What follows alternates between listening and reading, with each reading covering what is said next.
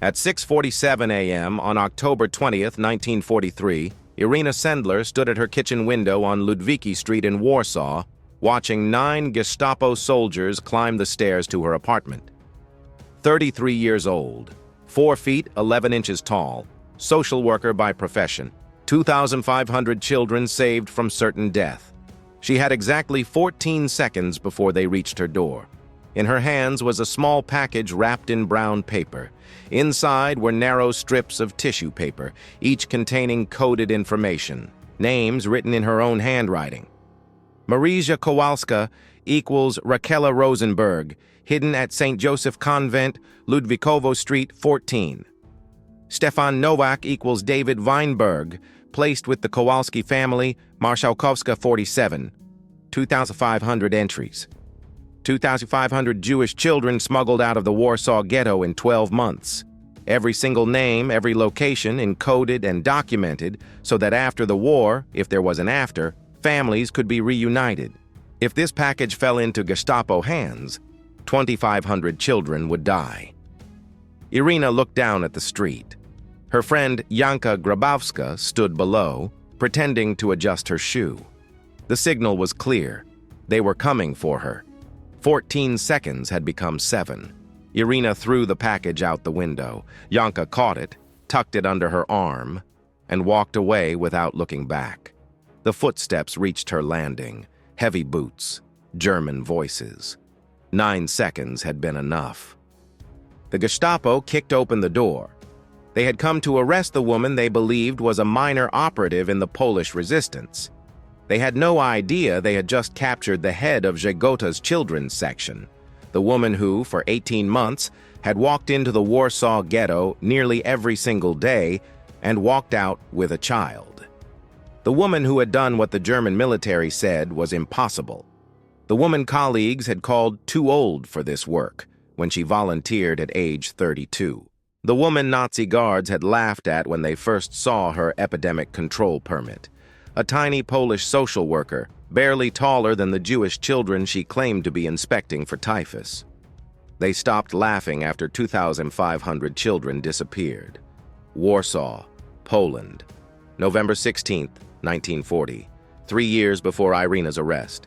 The Germans sealed the Warsaw Ghetto. 3.4 square miles, 18 feet high brick walls, barbed wire, armed guards every 50 yards. Inside, 400,000 Jews. Forced into an area designed for 120,000 people. Population density, 117th, 647 people per square mile. For context, modern Manhattan houses 74,181 people per square mile. The mathematics were brutal. Daily food ration per person, 184 calories. A human being requires 2,000 calories per day to survive. The Germans were providing 9.2% of minimum survival needs. Medical supplies, 0. Typhus vaccine, forbidden. Antibiotics, confiscated. The results were predictable. Between November 1940 and July 1942, 92,000 Jews died inside the ghetto from starvation, disease, and cold. That's 138 people per day, 5.7 people per hour, 1 death every 10.5 minutes for 20 consecutive months. But death from starvation was mercy compared to what came next. July 22, 1942. The Gross Action, the Great Action, began.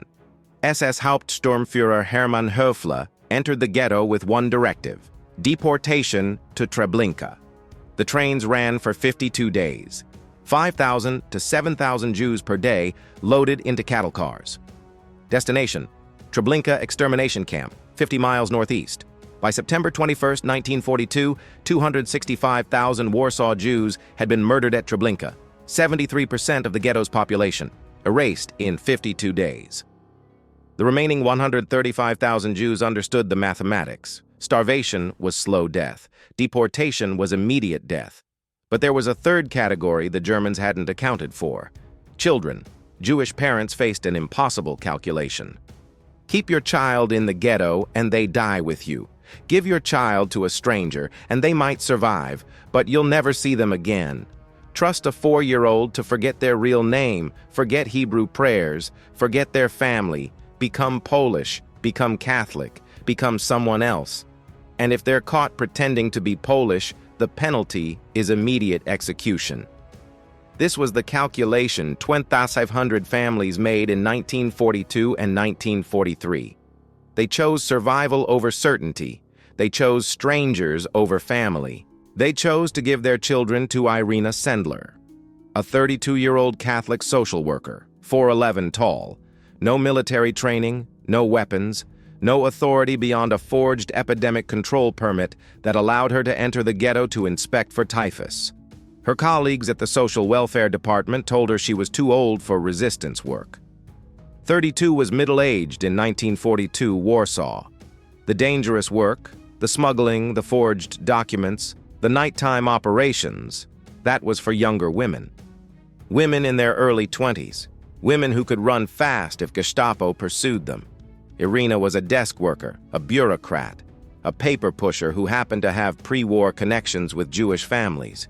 They suggested she support the resistance financially, donate money, maybe hide a document or two, but entering the ghetto daily, smuggling children past armed guards who shot civilians for sport, that was suicidal. Irena ignored them. She had watched her father die in 1917 from typhus contracted while treating Jewish patients other doctors refused to touch. Dr. Stanisław Krzyżanowski had treated the poorest residents of Otwock, many of them Jewish, without charging fees. When he died, the Jewish community offered to pay for young Irena's education. Her father's last words to her: "If you see someone drowning, you must jump in to save them, even if you cannot swim." In 1940, 400,000 people were drowning inside brick walls in the center of Warsaw. Irena jumped in. December 1941. Irena obtained her first epidemic control permit. The permit was legitimate. The Germans feared typhus spreading from the ghetto to their soldiers stationed outside. They allowed Polish sanitation workers to enter the ghetto to inspect conditions and treat outbreaks. What the permit didn't authorize was smuggling. Irena's first trips into the ghetto were reconnaissance. She smuggled in food hidden in false-bottomed bags, medicine sewn into her coat lining, small amounts, testing the guards, learning their patterns. She noticed 3 critical details. First, guards rotated shifts every 12 hours, 6 a.m. and 6 p.m. During shift changes for exactly 11 minutes, the inspection process became sloppy. Outgoing guards were tired, incoming guards were distracted. That 11-minute window appeared twice daily. Second, ambulances received minimal inspection. The Germans were terrified of contagious disease. If an ambulance driver claimed to be transporting typhus patients, guards would wave them through without searching the vehicle. Fear trumped protocol. Third, the courthouse and church on the ghetto border had doors on both sides. One door opened into the ghetto, one door opened into free Warsaw. If a child could enter through the ghetto door and exit through the free side, they would technically never cross a guarded checkpoint. These 3 observations became the foundation of her smuggling operation, but observation was theory. Implementation was risk. The penalty for smuggling Jews was clearly posted throughout Warsaw: death by firing squad, not imprisonment, not deportation, immediate execution. The German decree from October 15, 1941 was explicit. All Jews who leave their designated residential districts without permission will be subject to the death penalty. The same punishment applies to persons who knowingly provide hiding places for such Jews. The same punishment applies. That meant Irena faced execution. Her accomplices faced execution. The families hiding Jewish children faced execution. The children themselves faced execution. And unlike military operations where soldiers understood the risks, Irena's operation required recruiting civilian volunteers, teachers, nurses, ordinary mothers with children of their own. People who would open their homes to Jewish children, forge baptismal certificates, teach Hebrew-speaking 4-year-olds to recite Catholic prayers. People who could be shot if a neighbor reported them. Irena needed a network of at least 20 to 25 operatives, 10 to enter the ghetto with her. 10 to 15 to receive children on the outside, process false documents, and arrange placements with families or convents. The recruitment conversation was brutal.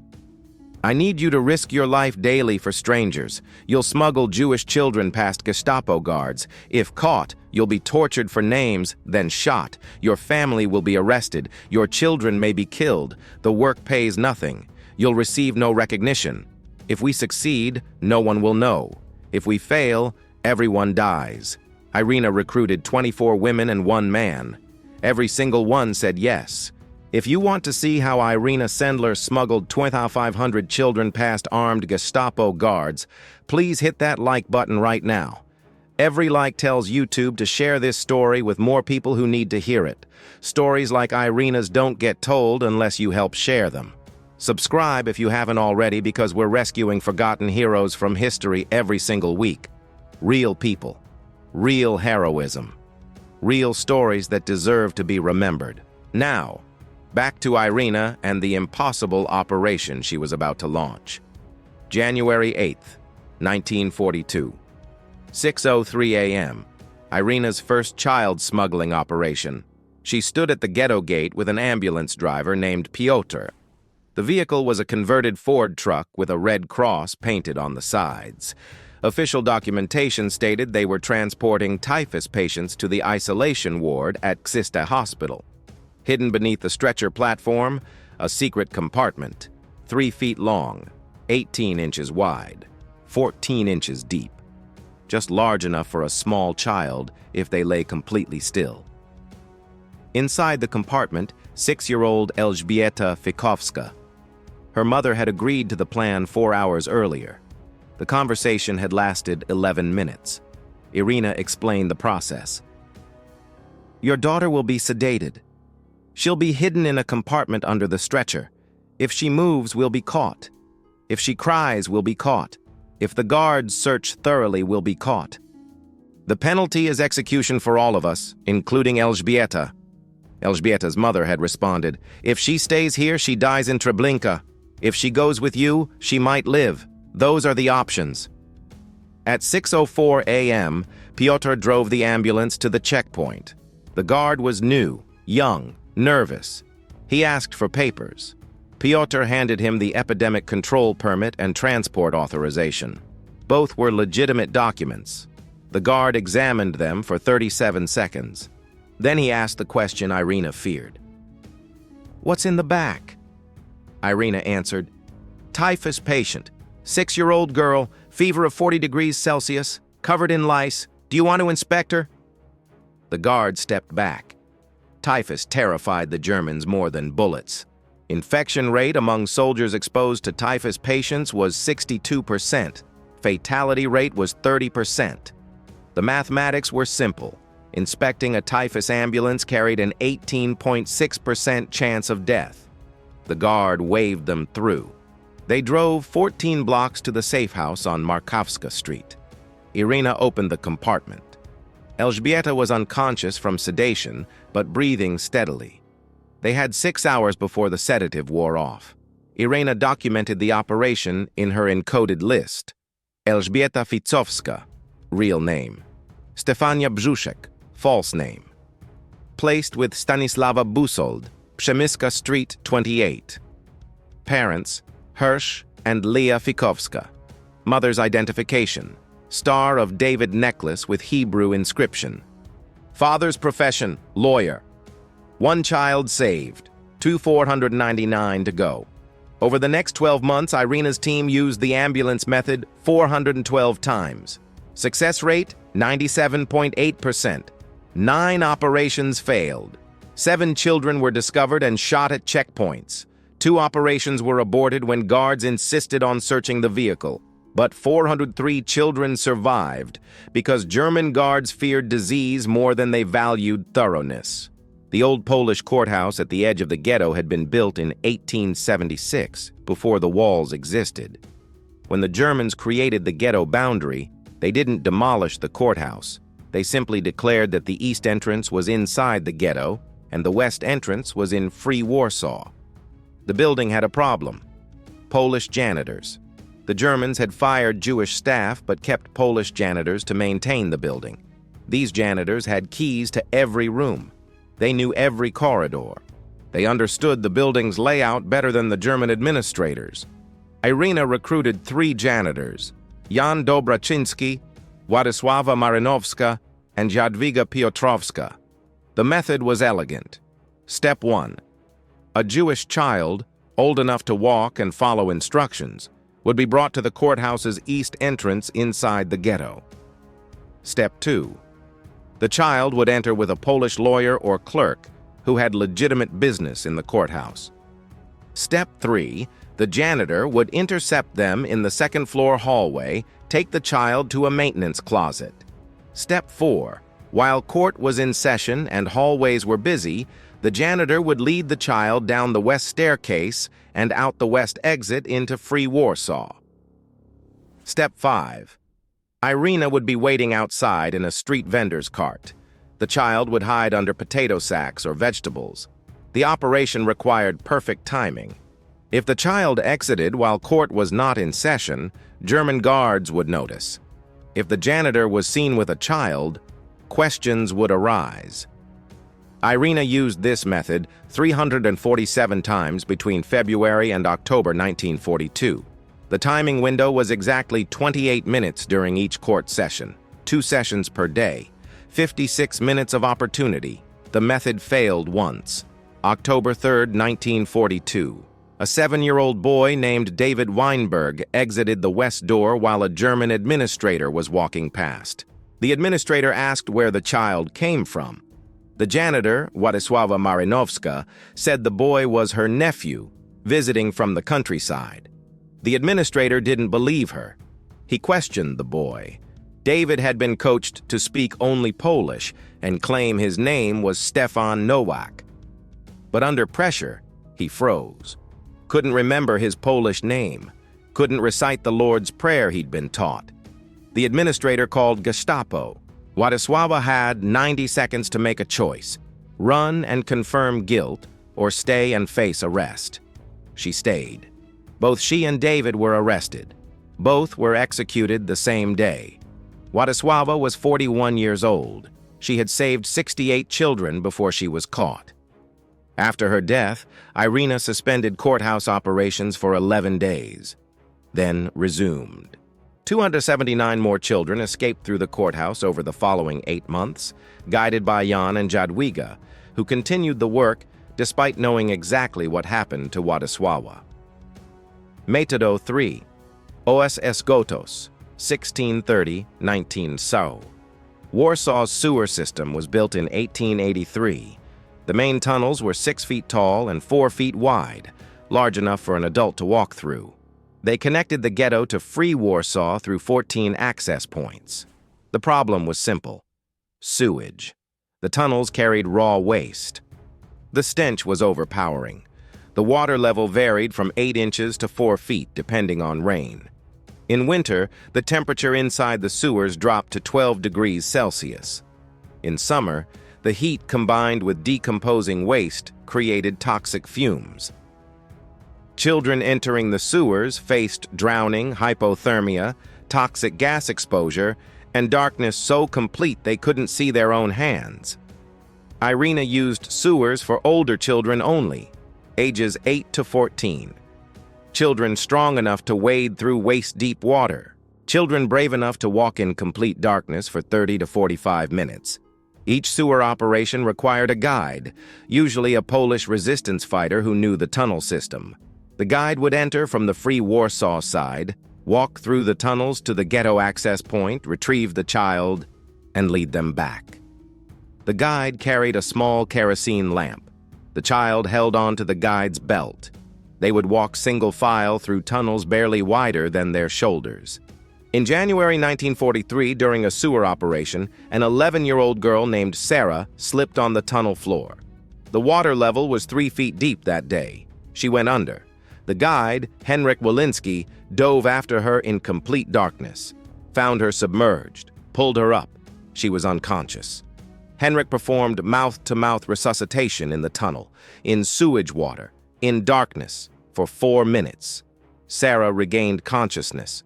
They continued walking, exited on the free Warsaw side 28 minutes later. Sarah lived. She later became a teacher in Krakow. She never learned Henrik's real name. He operated under a code name.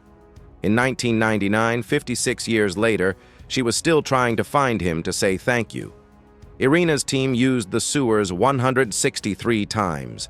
4 children died in tunnel operations. 2 drowned. 1 died from toxic gas exposure. 1 died from hypothermia. 159 survived because guides like Henrik were willing to wade through sewage in darkness to save strangers. Babies couldn't walk through sewers. Babies couldn't recite Catholic prayers. Babies couldn't follow instructions, but babies could cry. A crying baby at a checkpoint meant immediate investigation, discovery, execution. Irena's team developed a protocol, sedation. They used luminol, a barbiturate sedative. Dosage was calculated by weight. For a 15-pound infant, 0.3 milliliters. For a 25-pound toddler, 0.5 milliliters. The sedation would last 4 to 6 hours, long enough to get through the checkpoint and reach the safe house. Short enough that the child would wake up before respiratory depression became dangerous. But dosing was critical. Too little sedative and the baby might wake up during transport. Too much and the baby might stop breathing. Irena worked with Dr. Julius Majkowski, a pediatrician who calculated precise dosages. Dr. Majkowski provided the sedatives and trained Irena's team on administration. The process was mechanical. Step 1. Calculate the child's weight. Step 2. Calculate precise sedative dosage. Step 3. Administer sedative via oral dropper 45 minutes before transport. Step 4. Monitor breathing rate. Healthy infant, 30 to 40 breaths per minute. Sedated infant, 20 to 25 breaths per minute. If breathing dropped below 18 breaths per minute, the operation was aborted and the child was revived with ammonia inhalants. Step 5. Place sedated infant in toolbox, potato sack, or false bottom compartment. Step 6. Transport through checkpoint. Step 7. Deliver to safe house. Monitor for 8 hours post-sedation. Irena's team sedated and smuggled 389 infants and toddlers between March 1942 and September 1943. 3 children died from sedation complications. 1 from respiratory depression. The dosage was too high. 2 from allergic reactions to luminol. 386 survived. But the psychological cost was brutal. Irena later described the sedation operations as the worst part of her work. The mother would hand me her baby. I would sedate the child while the mother watched. Then I would place the unconscious baby in a toolbox or sack. The mother would see me walk away carrying her sedated child in a box. That image haunted the mothers. It haunted me. One mother, Rosa Weinberg, changed her mind after her 8-month-old daughter was sedated. She begged Irena to return the baby. Irena had 4 minutes before the checkpoint window closed. She returned the baby. 3 weeks later, Rosa and her daughter were deported to Treblinka. Both were murdered in the gas chambers. Irena never forgot that decision. In a 1977 interview, she said, "I should have insisted. I should have taken the baby anyway. Maybe Rosa would have forgiven me after the war when her daughter survived. Instead, both died. I think about that baby every single day." Decimas. Método 5. O cão treinado, 2130, 23:0. German guards at checkpoints use dogs. German shepherds trained to detect hidden compartments by scent. If a dog alerted to a hidden child, guards would search. If they found the child, everyone died. Irena's solution: counter-training a distraction dog. She worked with a Polish veterinarian named Stefan Łukaszewski, who trained a small terrier named Tropiciel. The training was specific. Step 1, condition the dog to bark on command. Use a hand signal, Irena tugging her left ear. Step 2, train the dog to bark continuously for 60 to 90 seconds once triggered. Step 3, train the dog to ignore German Shepherd's aggressive responses. The operational use was elegant. When Irena approached a checkpoint with a hidden child, she would tug her left ear. Tropiciel would start barking. The German shepherds would respond aggressively. The guards would focus on separating the dogs. During the chaos, which lasted approximately 73 seconds, Irena would pass through the checkpoint while guards were distracted. This method worked 47 times. It failed once. July 18, 1942. A German guard ignored the barking dogs and searched Irena's bag anyway. Found a 4-year-old girl hidden under medical supplies. The guard raised his rifle, aimed at the child. Irena stepped between the gun and the child, offered the guard 500 zloty, approximately $2,000 in today's currency, her entire month's salary. The guard considered for 11 seconds, took the money, let them pass. Irena never learned that guard's name, but 4-year-old Anna Grochowska survived the war. She became a doctor in Łódź. In 1985, she tried to find the German guard who accepted the bribe. She wanted to thank him. She never found him. Every child Irena smuggled received a new identity. Rachel Weinberg became Maria Kowalska. David Goldstein became Stefan Nowak. Sarah Rosenbaum became Zofia Lewandowska. New name, new birth date, new baptismal certificate, new identity papers. The forgeries were sophisticated. Irena worked with a network of forgers led by Henryk Jezierski.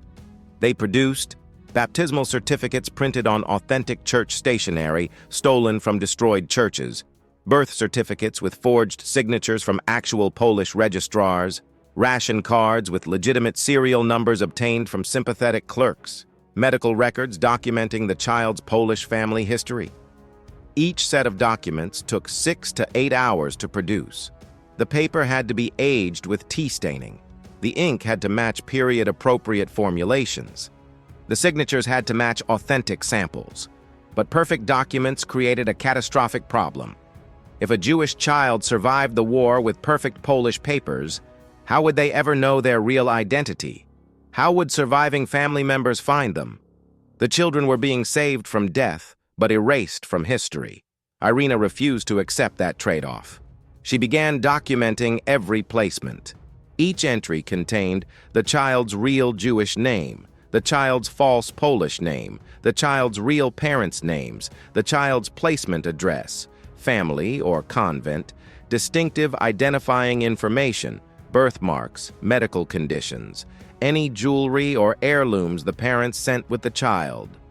She wrote the information in coded shorthand on tissue paper, thin strips, each 2 inches wide and 6 inches long. She could fit 8 children per strip. The code was simple substitution: real name equals plus false name, parents, from plus parents' names, location, at plus address, identifying marks, marked, plus description. Example: Elżbieta Fikowska equals Stefania Brzuszek from Hersh and Leia Fikowska at Przemyska 28 marked Star of David necklace. She would write the entries each night, then bury the strips in glass jars in her friend Janka's garden under an apple tree. By October 1943, the jars contained 2,500 entries, 2,500 children who might survive, 2,500 families who might be reunited. If Irena survived, if the jars survived, if Poland survived, the list became her obsession. She updated it nightly, added new entries, corrected addresses when children were moved, noted deaths when placements failed. She knew the risk. If the Gestapo found the list, every child would be hunted down and killed. Every family hiding children would be executed. The entire network would be destroyed. But without the list, the children would be lost forever. Even if they survived physically, they would be dead to their heritage, their families, their identities. Irena chose documentation over safety. She later said, "I was terrified every single day that the Gestapo would find the list. But I was more terrified that a child would survive the war and never know who they really were, never know their mother's name, never know they were Jewish.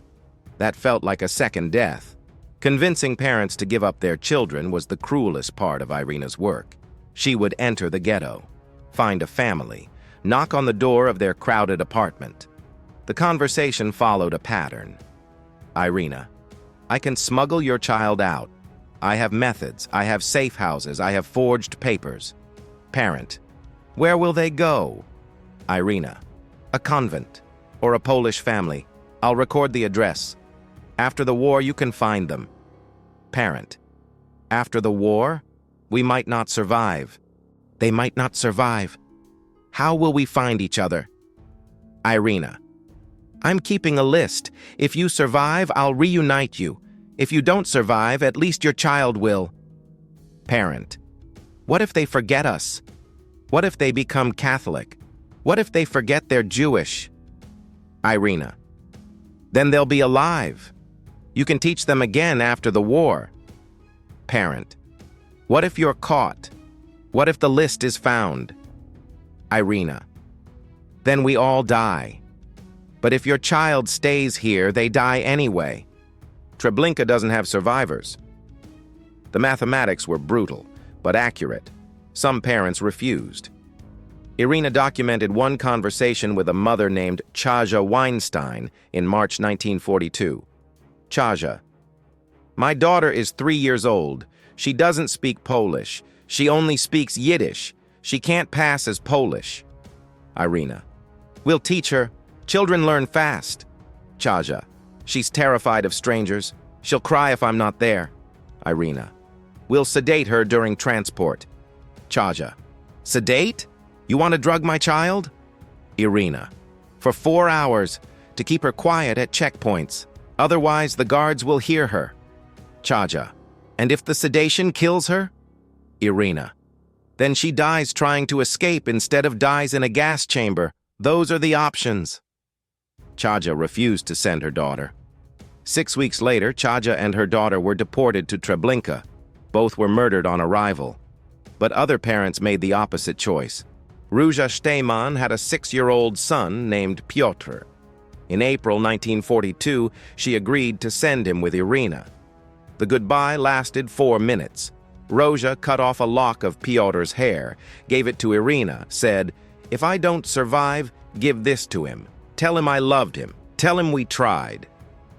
Irena smuggled Piotr out through the courthouse method, placed him with the Kowalski family in Praga district, gave him the false name Jerzy Kowalski. Róża died in Treblinka in August 1942. Piotr survived the war, lived with the Kowalski family until 1946. When Irena contacted him with his real identity, he was 10 years old. He had lived as Jerzy Kowalski for 4 years. He couldn't remember his mother, couldn't remember being Piotr Steyman, couldn't remember being Jewish. Irena gave him the lock of hair, told him his mother's last words. Piotr later wrote, "I held the hair in my hand and felt nothing. I was looking at a stranger's hair. This woman Irena described, my mother Róża, she was a ghost story. The only mother I remembered was Mrs. Kowalska. I had survived, but the boy my mother loved had died anyway." This happened with hundreds of children. They survived physically, but the people they had been, the children their parents loved, were erased. Irena attended reunions after the war, watched parents meet children who didn't recognize them, watched children who couldn't remember their real names, watched families destroyed by survival. In a 1984 interview, Irena said, "People call me a hero. They say I saved 2,500 children, but I also killed 2,500 identities. Those children survived, but they lost their families, their memories, their culture. I gave them life, but I took away their childhoods. I don't know if that was heroism or cruelty." October 20th, 1943, 6:47 a.m. The Gestapo arrested Irena. They had been tracking her for 6 weeks. A laundromat owner named Zofia Strusinska had been arrested in September. Under torture, Zofia had given up names. Irena's name was on the list. The Gestapo searched Irena's apartment, found nothing. The list was already buried under Janka's apple tree. The forged documents were hidden at safe houses. The money from Gestapo was distributed among operatives. They found only one incriminating piece of evidence, a notebook containing addresses. The addresses were coded. Markovska 47 looked like a normal address. The Gestapo didn't know it was a safe house. They arrested Irena anyway, took her to Gestapo headquarters at Sucha Avenue 25. The interrogation began at 8:30 a.m. The interrogator was young, mid-30s, fluent Polish, stylish suit, polite. He asked, "Do you work with the resistance?" Irena answered, "I'm a social worker. I help families." He showed her a folder. "We have testimony from Zofia Strusinska. She says you're involved with Gestapo. She says you smuggle Jews." Irena, "Zofia is lying. She's trying to save herself by accusing others." Interrogator, "We have surveillance reports. You enter the ghetto daily. You claim to inspect for typhus, but our guards have never seen you inspect anyone." Irena, "I inspect living conditions. I document sanitation problems. I file reports with the health department." Interrogator, "Show me the reports." Irena, "They're filed at the department. I can retrieve them." The interrogator leaned back, smiled. "You're lying, and I'm going to prove it." He left the room, returned 20 minutes later with a different approach. "How many children have you smuggled?" Irena, "None." "Where are the children hidden?" Irena, "I don't know what you're talking about." "Who are your accomplices?" Irena, "I work alone." The interrogator's smile disappeared. "Take her to the basement." Pawiak Prison. October 20th, 1943, 2 p.m. The basement interrogation room was 12 feet by 8 feet. Concrete walls, 1 chair, 1 table, 2 interrogators. They started with beatings, fists, boots. 30 minutes. Irena lost consciousness twice. They revived her with cold water. When beatings failed to produce information, they escalated.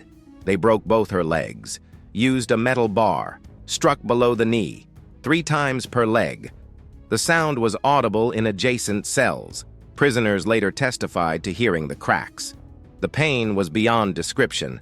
Irena vomited, passed out, was revived with ammonia. The interrogator asked again, "Who are your accomplices?" Irena, barely conscious. "No one." They broke both her feet, 12 bones total. The interrogator placed her feet in a vise, tightened slowly, asked for names after each turn. Irena gave no names. For 10 days, October 20th through October 30th, the interrogations continued. The methods varied. Beatings with rubber hoses to avoid visible external bruising, electric shocks to fingertips and feet, waterboarding, they called it the bath, sleep deprivation, kept awake for 96 consecutive hours, mock executions, taken to courtyard, made to kneel, guards fired blanks. Irena gave them nothing, no names, no addresses, no operational details. The Gestapo became frustrated. They had a confirmed resistance operative but couldn't extract intelligence. They threatened to arrest her mother, her colleagues, her friends. Irena responded, "Do what you want to me. I don't have information." On October 31st, the interrogations stopped. A senior Gestapo officer named Kurt Brandt entered her cell, informed her she had been sentenced to death by firing squad. Execution scheduled for November 8, 1943. Irena asked, "What did I do?" Brandt, "You know what you did.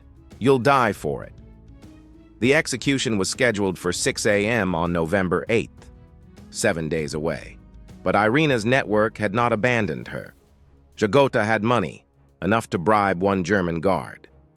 On November 7th, the day before execution, a guard named Klaus Kerner approached Irena's cell.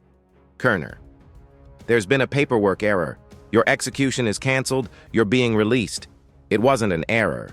Gestapo had paid Kerner 32,000 zloty, approximately $128,000 in today's currency, to falsify documents showing Irena had been executed, then release her.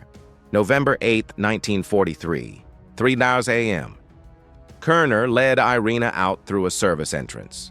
She could barely walk. Both legs broken, both feet broken. She weighed 89 pounds. Her normal weight was 112 pounds. She had lost 23 pounds in 18 days. Gestapo operatives were waiting with a medical team.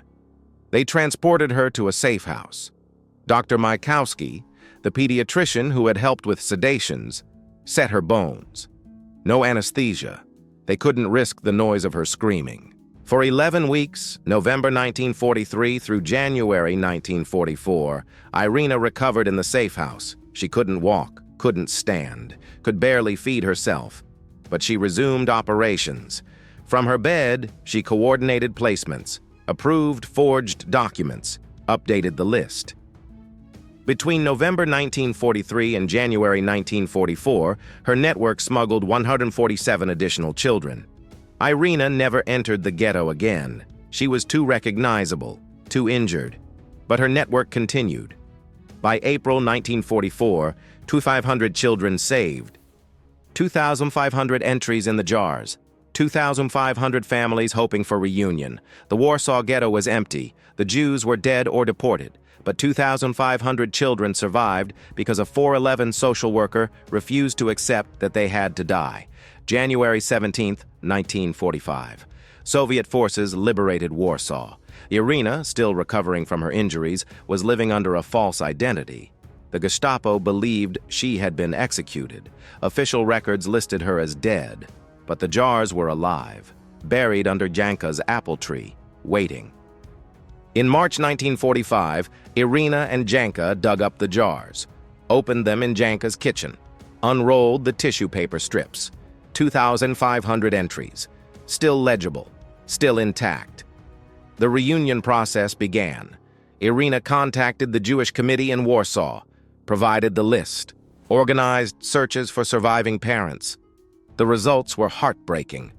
Of the approximately 5,000 parents who had given up their children, 4,020 died in Treblinka, Majdanek, or Auschwitz. 92 survived the concentration camps. 88 survived by escaping to Soviet territory. That means 180 parents survived. Out of 5,000, 3.6% survival rate. For the 2,500 children Irena saved. 2,212 children survived the war, 88. 5% survival rate. 288 children died from disease, malnutrition, or were discovered and executed during the occupation. Of the 2,212 survivors, only 47 were reunited with their original parents.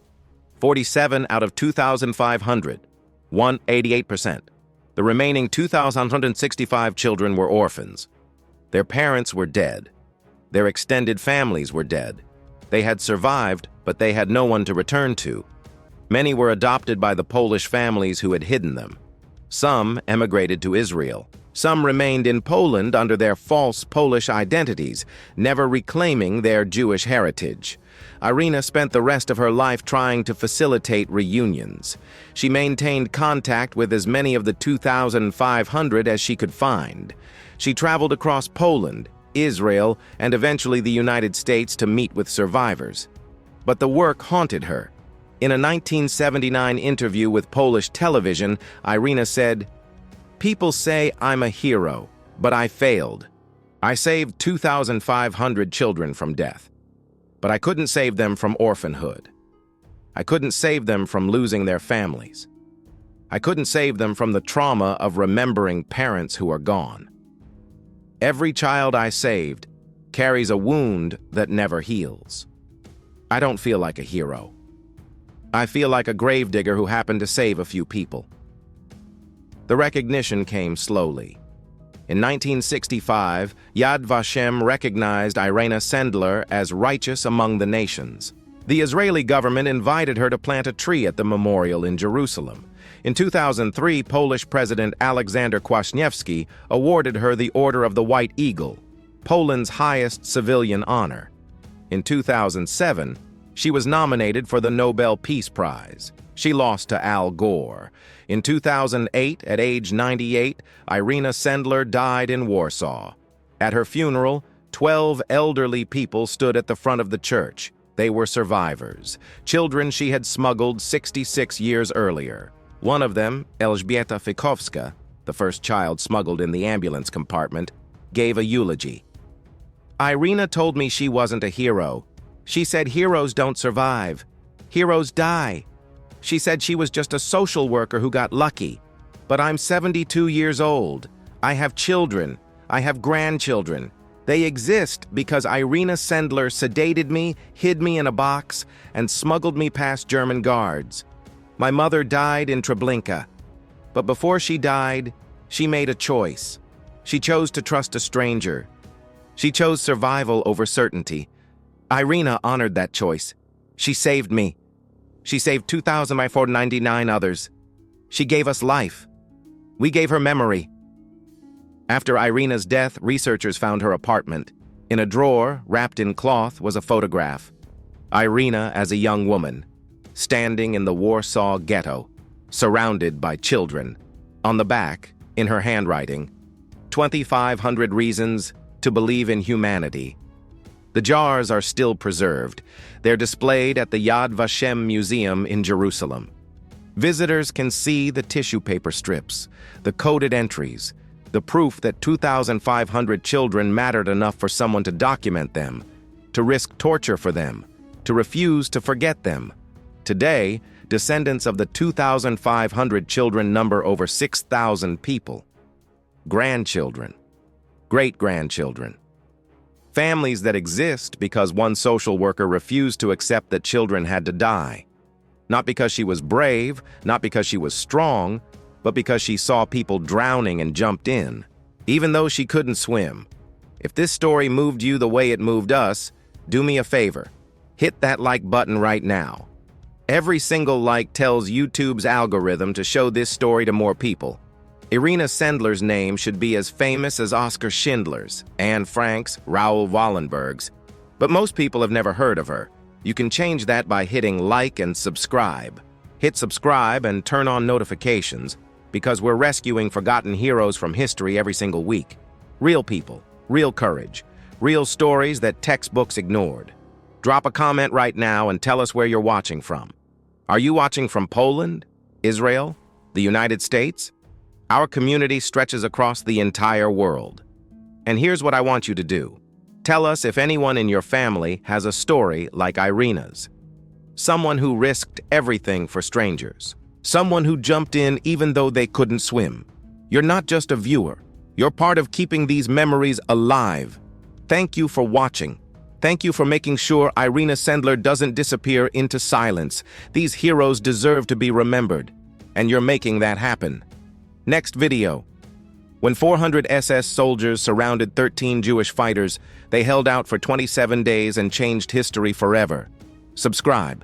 Share. Remember,